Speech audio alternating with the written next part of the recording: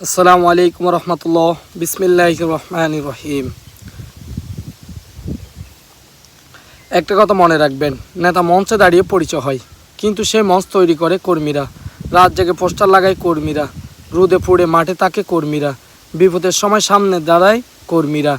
অথচ আজ অনেক কর্মী কষ্ট নিয়ে বলে, আমাদের ত্যাগের মূল্য কেউ দেয় না। একজন কর্মী সবচেয়ে বড় চাওয়া টাকা না, পদ না, সে চায় একটু সম্মান, একটু ভালোবাসা, আর নেতার মুখ থেকে দুইটা ভালো কথা।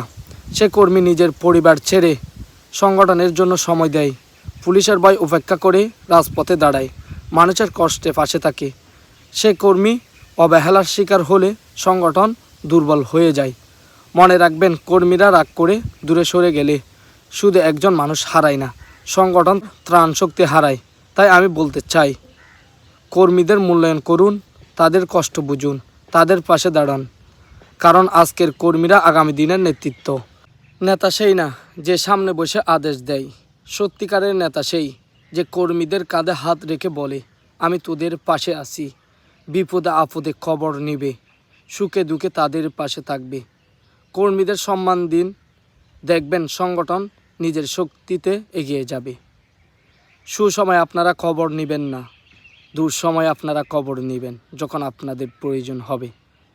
প্লিজ, আমি অনুরোধ করতেছি, আপনারা এগুলো ভুলিয়ে যান, প্রতিটা কর্মীর খবর নেন, দেখবেন সংগঠন নিজের শক্তিতে এগিয়ে যাবে ইনশাআল্লাহ।